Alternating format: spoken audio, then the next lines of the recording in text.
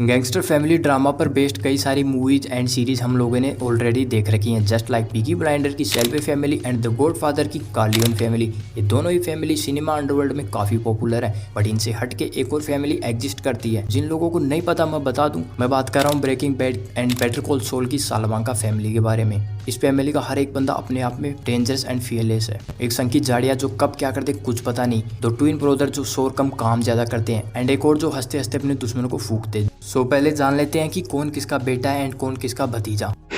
सालामांका family tree. So Salamanca family में सबसे बड़ी है ये लेडी एबिलुटा सालामांका, जिसको हमने बेटर कॉल सॉल के सीजन 1 के एपिसोड 1 में देखा था। ये लेडी और कोई नहीं, हेक्टर की मदर है। एबिलुटा के 4 सन थे, जिसमें से पहला था हेक्टर एंड 3 अदर जिनका नाम सीरीज में मेंशन नहीं किया गया। सो हेक्टर के 3 अननोन भाइयों में से फर्स्ट वन का बेटा है लालो सालामांका एंड सेकंड वन का Tuco Salamanca and the last third one के दो जुड़वा बेटे हुए Marco Salamanca and Leon Salamanca, जिन्हें हम ट्विन ब्रदर्स के नाम से जानते हैं। सो हेक्टर अपने इन्हीं 4 भतीजों के साथ न्यू मैक्सिको में ड्रग कार्टेल का धंधा करता था। इन सब के अलावा सालामांका फैमिली के 2 मेंबर और हैं, गांजो एंड जोकिन, जिनके बारे में हम किसी और वीडियो में बात करेंगे। सालामांकाज के लिए फैमिली इज ओल्ड, मतलब फैमिली सब कुछ है। उनका मानना है कि तुम मुझे खून दो, मैं भी तुम्हें खून दूंगा, blood for blood. Origin of Salamancas. 1970 में हेक्टर एंड बोल्सा 2 निलाड़ियों के साथ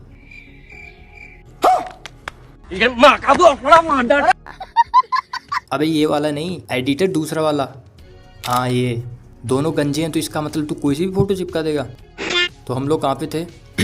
सो 1970 में हेक्टर एंड बोल्सा 2 निलाड़ियों के साथ एज ए पार्टनर काम करते हैं एंड देखते ही देखते 2 निलाड़ियों कार्टेल का बॉस बन जाता है। इसी दौरान हेक्टर को कई बार जेल जाना पड़ता है एंड जेल में कार्टेल के खिलाफ कोई भी इंफॉर्मेशन एंड एविडेंस न देने पर इलाडियो का हेक्टर पर और भरोसा बन जाता है। एंड 90s के आते आते पूरी सालामांका फैमिली बिजनेस में एंटर हो चुकी थी।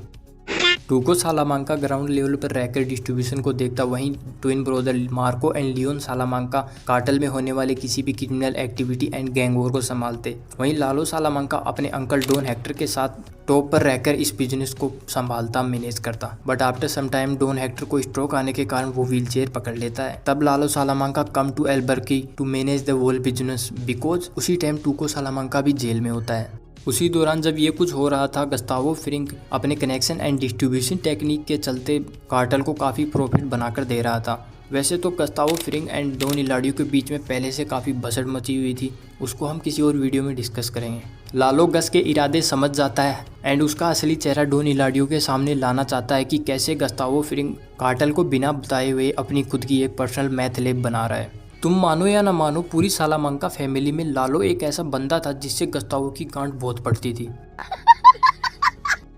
नहीं, मैं मजाक नहीं कर रहा, मैं सच कह रहा हूँ। गस्तावो कितनी कोशिश करता है लालो को मारने की, बट हर बार वो फेल हो जाता है। वो अपनी एडी चोटी का जोर लगाता है पर कुछ फायदा नहीं। लालो अनप्रिडिक्टेबल कैरेक्टर है जो कब क्या कुछ कर दे पता नहीं। बंदे का अपना एक अलग ही हो रहा है, बट कई कोशिशों के बाद फाइनली गस लालो को मार देता है एंड उसी मैथ लैब के नीचे गाड़ देता है जहाँ पर जैसी पिंकमैन और अपने वॉल्टर वाइट चचा मैथ बनाते हैं। इसके बाद की कहानी हमें ब्रेकिंग बैड में दिखाई जाती है, जब आखिरकार one of the brutal and unpredictable character Tuco jail से बाहर आ जाता है एंड न्यू मैक्सिको में बिजनेस को संभालता है, साथ ही साथ अपने अंकल डॉन हेक्टर का भी ख्याल रखता है। सब कुछ सही चल रहा था, बट पता नहीं कहाँ से जैसी पिंकमैन और वॉल्टर वाइट का टूको के साथ झगड़ा हो जाता है फकिंग मैथ बिजनेस के चलते हुए। उसी दौरान बिना सींग वाले गेंडे हैंक की एंट्री होती है, जो जैसी पिंकमैन का पीछा करते करते टूको के अड्डे पे पहुंच जाता है और गलती से टूको को मार देता है। कैसा लगा मेरा मजाक? After Tuco death, twin brothers Marco and Leon Salamanca की एंट्री होती है। फिर डॉन हेक्टर उन्हें वॉल्टर वाइट के बारे में बताता है। ये दोनों भाई कितने खतरनाक थे। अगर तुम्हें इस बात का प्रूफ चाहिए ना, तो जाकर बेटर कॉल सॉल का सीजन 4 का एपिसोड 4 जरूर देखना, जहाँ इन दोनों ने मिलकर पूरे एक स्ट्रीट गैंग को अकेले खत्म कर दिया था। सो दोनों भाई वॉल्टर चचा को मारने जाते ही हैं, तो कहीं से बीच में हैंक भाई साहब आ जाते हैं कि कैसे मारोगे। एक बार के लिए तो हैंक सेडर की भी कांड का गुलदस्ता बना दिया था दोनों भाइयों ने। फिर हैंक ने कहा, माँ खराब हो जाएगा, मैं माँ इनकी अम्मा बहन पे आ जाऊंगा। फिर हैंक ने एक की टांग तोड़ दी एंड एक का तो भेजे का भजिया बना दिया। आफ्टर लालो टूको एंड ट्विन ब्रदर की डेथ के बाद डॉन हेक्टर व्हील चेयर पर बैठे बैठे दिन रात बस गस्तावो के साथ डॉगी स्टाइल करने का सपना देखते हैं। क्या बोला तूने? या डॉगी स्टाइल से मेरा मतलब है कि वो गस्ताव फ्रिंग के साथ अपने भतीजों की मौत का बदला लेना चाहते हैं। फिर एक दिन हाइसेनबर्ग एके वोल्टर वाइट चचा डॉन हेक्टर को अपनी पूरी फैमिली का बदला लेने का एक आखिरी मौका देते हैं एंड मौके पे चौका लगाते हुए डॉन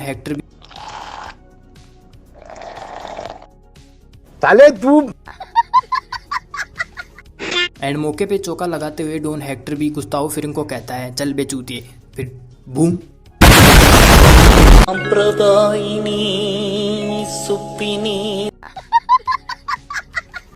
तो ये थी सालामांका फैमिली की कहानी। आपका फेवरेट कैरेक्टर कौन सा है इनमें से कमेंट करके जरूर बता देना। वीडियो अच्छा लगे तो सब्सक्राइब लाइक कर देना। मिलते हैं किसी वीडियो में, तब तक के लिए बाय बाय।